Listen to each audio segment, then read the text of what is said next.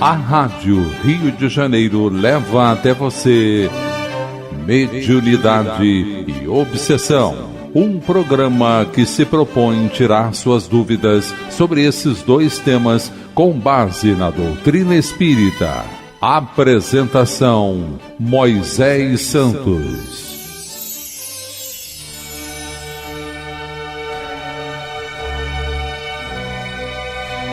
Caríssimos ouvintes da Rádio Rio de Janeiro, eu sou Moisés Santos e este é o programa Mediunidade e Obsessão. Estamos dando continuidade às nossas reflexões, aos nossos estudos acerca da obra Diálogo com as Sombras. O autor você já sabe, meu caro ouvinte, é Hermínio Corrêa de Miranda, a editora da Federação Espírita Brasileira. Nós estamos na segunda parte dessa obra e hoje vamos dar continuidade ao capítulo 14, o Planejador. Estamos abordando as personalidades comunicantes em uma reunião mediúnica de desobsessão. E o Planejador, conforme nós já vimos, trata-se da equivalência da mesma postura clássica da condição do fariseu, que estabelece aquela discordância, a polemização, vive de uma forma neutra e não assume de forma íntima do seu coração a sua proposta de crescimento perante o que a sua religião oferece. Tanto que no Evangelho nós temos diversas condições de confrontos com o próprio Mestre. Então assim comparamos na condição do encarnado, mas trata-se de um desencarnado que pertence a uma organização e uma estrutura do mundo espiritual que vem se apresentar nas reuniões mediúnicas. Nós paramos no parágrafo em que Hermínio de Miranda vai dar continuidade. Nada de ações isoladas, atabalhoadas, que desperdiçam esforços e põem em risco a segurança da comunidade. Tudo se fará no tempo devido e todos têm direito à utilização dos recursos da organização. Ele está se referindo à organização das trevas. Seus técnicos, seus instrumentos, seus soldados, aqui soldados está entre aspas, e trabalhadores de toda a natureza. No interesse de todos, portanto, a coisa tem que funcionar com muita precisão e firmeza. O planejador é, pois, figura importantíssima na ordenação dessas tarefas maquiavélicas. Sua perda acarreta uma desorientação geral. É difícil, se não impossível, para os companheiros que permanecem na organização das sombras admitir que alguém tão lúcido e brilhante se tenha deixado convencer por um doutrinador encarnado. Então, meu caro ouvinte, na condição de desencarnado, onde nós poderíamos encontrar na doutrina espírita essa conotação, essa explicação? Vamos buscar e esclarecer este conceito. Esclarecendo conceitos. Do Evangelho segundo o Espiritismo, capítulo 21. Haverá falsos cristos e falsos profetas. E o item 10 trata especificamente dos falsos profetas da erraticidade, ou seja, do mundo espiritual. Os falsos profetas não se encontram unicamente entre os encarnados. Há-os também, em muito maior número, entre os espíritos orgulhosos que, aparentando amor e caridade, semeiam a desunião e retardam a obra da emancipação da humanidade, lançando-lhe de través seus sistemas absurdos. E través significa de uma forma obscura, fugindo da realidade, depois de terem feito que seus médiuns os aceitem. E para melhor fascinarem aqueles a quem desejam iludir, para darem mais peso às suas teorias, se apropriam sem escrúpulo de nomes que só com muito respeito os homens pronunciam. São eles que espalham o fermento dos antagonismos entre os grupos, que os impelem a isolarem-se uns dos outros e olharem-se com prevenção. Isso por si só bastaria para os desmascarar, pois procedendo assim são os primeiros a dar o mais formal desmentido às suas pretensões. Cegos, portanto, são os homens que se deixam cair em tão grosseiro embuste. Há, porém, muitos outros meios de serem reconhecidos. Espíritos da categoria em que eles dizem achar-se têm de ser não só muito bons, como também eminentemente racionais. Pois bem, passai-lhes os sistemas pelo crivo da razão e do bom senso e veja o que restará. Convinde, pois, comigo, em que todas as vezes que um espírito indica como remédio aos males da humanidade ou como meio de conseguir-se a sua transformação, coisas utópicas e impraticáveis, medidas pueris e ridículas, quando formula um sistema que as mais rudimentares noções da ciência contradizem. Não pode ser senão um espírito ignorante e mentiroso. Por outro lado, crede que, se nem sempre os indivíduos apreciam a verdade, esta é apreciada sempre pelo bom senso das massas, constituindo isso mais um critério. Se dois princípios se contradizem, achareis a medida do valor intrínseco de ambos, verificando qual dos dois encontra mais ecos e simpatias. Fora com efeito ilógico admitir-se que uma doutrina cujo número de adeptos diminua progressivamente seja mais verdadeira do que outra que veja o dos seus em contínuo aumento. Querendo que a verdade chegue a todos, Deus não confina num círculo acanhado. Fala surgir em diferentes pontos, a fim de que por toda parte a luz esteja ao lado das trevas. Repelir, sem condescendência, todos esses espíritos que se apresentam como conselheiros exclusivos, pregando a separação e o isolamento. São quase sempre espíritos vaidosos e medíocres, que procuram impor-se a homens fracos e crédulos, prodigalizando-lhes exagerados louvores, a fim de os fascinar e de detê-los dominados. São geralmente espíritos sequiosos de poder e que déspotas públicos, ou nos lares, quando vivos, ainda querem vítimas para tiranizar depois de terem morrido. Em geral, desconfiai das comunicações que trazem um caráter de misticismo e de singularidade, ou que prescrevem cerimônias e atos extravagantes. Há sempre, nesses casos, motivo legítimo de suspeição. Estais certos igualmente de que, quando uma verdade tem de ser revelada aos homens, é, por assim dizer, comunicada instantaneamente a todos os grupos sérios, que dispõem de médiuns também sérios, e não a tais ou quais com a exclusão dos outros. Nenhum médium é perfeito, se está obsidiado, e há manifesta obsessão quando o médium só é apto a receber comunicações de determinado espírito, por mais alto que este procure colocar-se. Consequentemente, todo médium e todo grupo que considerem privilégio se eu receber as comunicações que obtém e que, por outro lado, submetem a práticas que tendem para a superstição, indubitavelmente se acham presas de uma obsessão bem caracterizada, sobretudo quando o espírito dominador se pavoneia com o nome que todos, encarnados e desencarnados, devem honrar e respeitar, e não permitir seja declinado a todo propósito. É incontestável que, submetendo ao crivo da razão e da lógica todos os dados e todas as comunicações dos espíritos, fácil se torna rejeitar a absurdidade e o erro.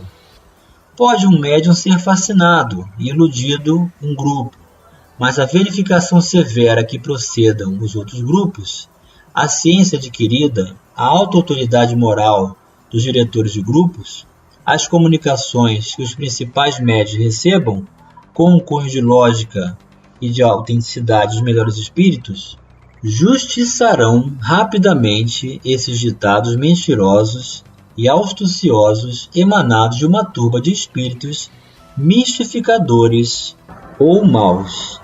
Assinou Erasto, discípulo de Paulo, uma mensagem em Paris, 1862.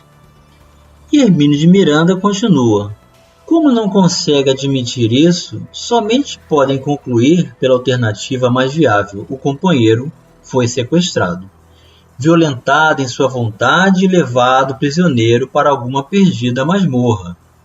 É preciso reunir forças e desencadear uma ação fulminante para resgatá-lo. Por isso, logo após a perda de um elemento importante, planejador ou executor, fatalmente comparece ao grupo um truculento representante das trevas para levá-lo de qualquer maneira. É hora então da ameaça, dos gritos, dos murros, ou então dos conchavos, das ofertas de trégua. A essa altura, porém, já estão agindo à base do impulso emocional, que nunca foi bom conselheiro, ainda mais em situações de crise. É quando mais precisam de um componente planejador. E o desespero de não tê-lo leva ao desvario, que muitas vezes os deixa completamente desarvorados. Daí a importância que os trabalhadores do bem conferem aos planejadores. Daí o prestígio e o respeito que esses brilhantes estrategistas gozam nas comunidades trevosas. Os líderes militares são bons na ação, mas quase nunca dispõem de condições para estudar meticulosamente e traçar friamente um plano de trabalho, que se desdobre como vasta e complexa operação de um xadrez psicológico. Não estão lidando mais com dados concretos, como no tempo em que exerciam tais funções na Terra. Não basta preparar soldados e equipamentos, estudar o terreno, comprar armamentos e entrar em ação. A tarefa é muito mais sutil, porque envolve inúmeros fatores imponderáveis que subitamente emergem da imprevisível condição humana. É preciso prever tais reações, estudar personalidades, propor concessões e arquitetar alternativas e opções, na eventualidade de alguma falha ou mudança nas condições básicas inicialmente articuladas. Nada pode ser deixado ao acaso, à improvisação do impulso.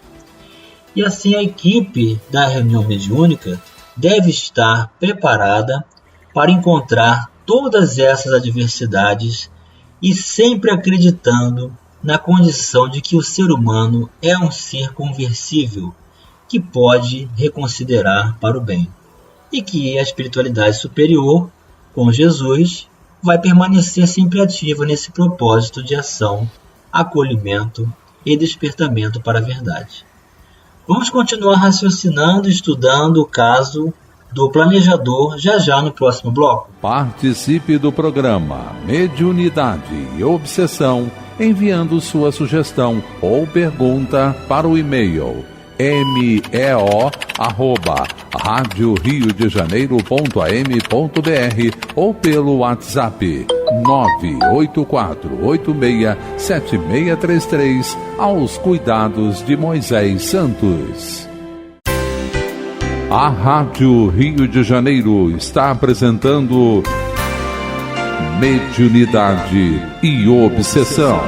Apresentação Moisés Santos.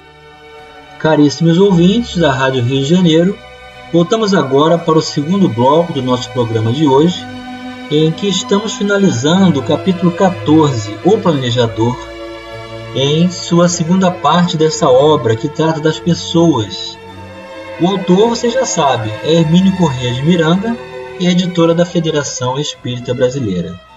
Estamos abordando essa oferta valiosíssima desta obra que nos dá a condição de conhecer as personalidades, os caracteres dos comunicantes do mundo espiritual, numa classificação realizada pelo autor.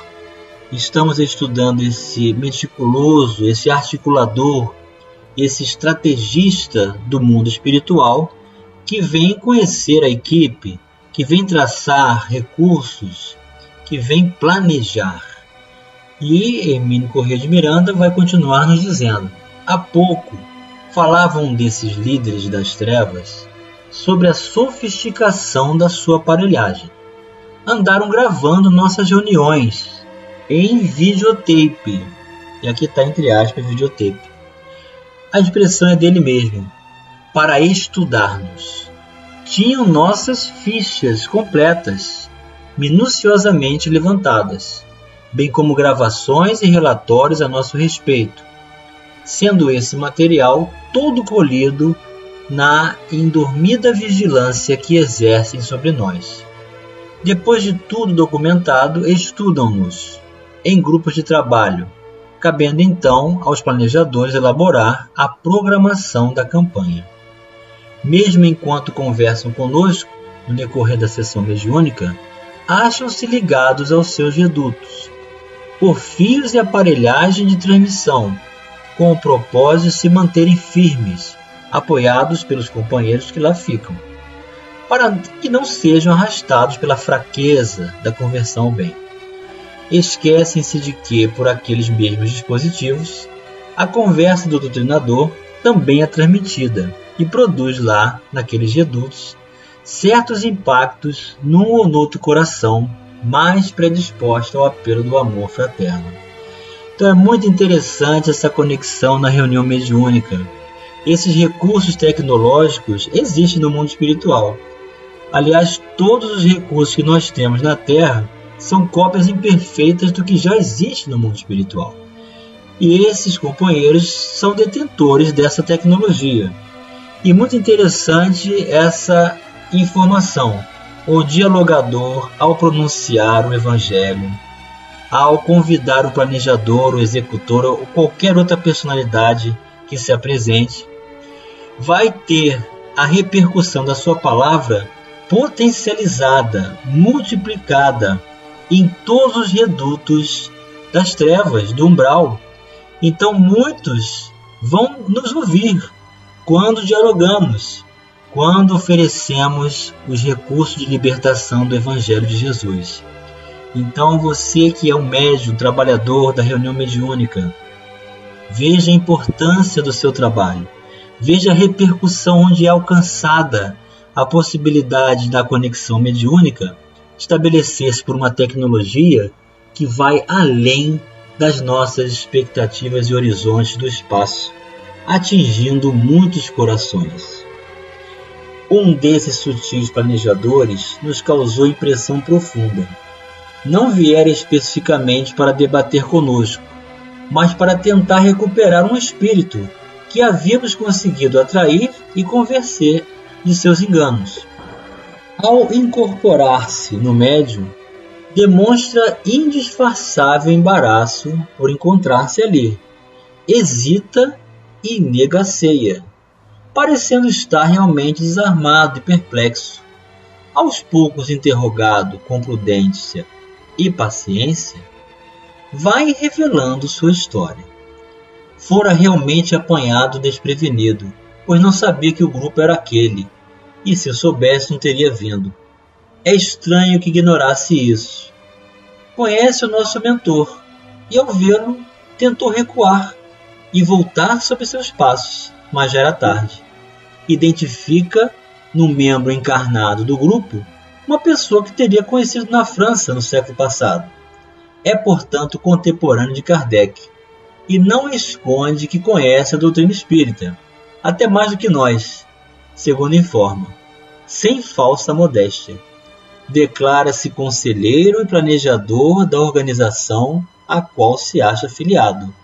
Está convicto de que o espiritismo precisa de uma revisão, aqui entre aspas mais uma vez. Toda vez que Hermínio de Miranda quer apresentar a ideia da ironia que o comunicante está apresentando, ele coloca a palavra entre aspas. Então revisão está entre aspas.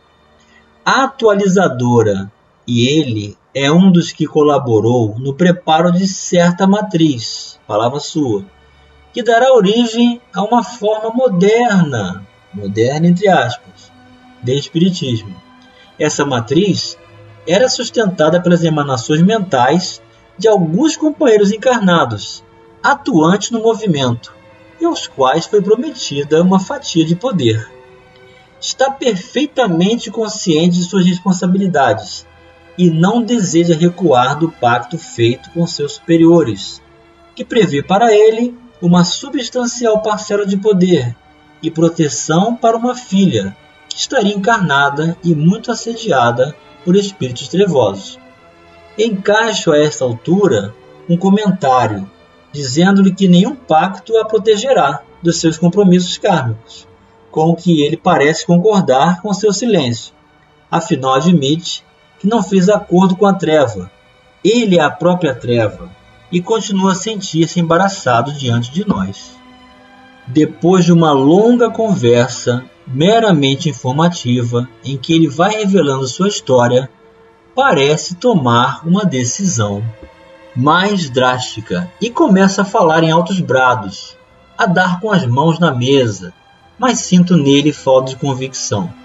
Deixo-o falar, para vazar a sua cólera, a sua frustração e seu temor, até que ele se acalma um pouco e começa a dar-me conselhos e fazer algumas confidências. Está em crise. Lembra-se de passadas encarnações e da constante presença do Cristo em suas vidas, mas também das inúmeras vezes em que, a seu ver, traiu o Mestre. Gostaria de voltar a ser um humilde Galileu.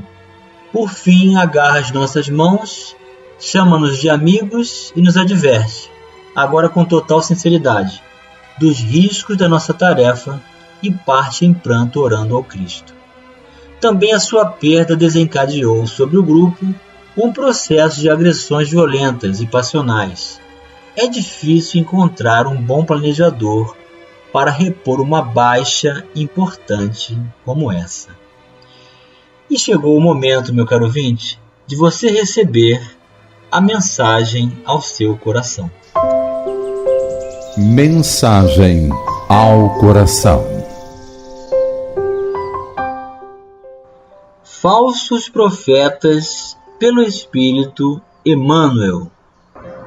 Falso profeta não é somente aquele que perturba o serviço da fé religiosa. Sempre que negamos a execução fiel dos nossos deveres, somos mistificadores diante da lei divina, que nos emprestou os dons da terra, em favor do aprimoramento de nós mesmos.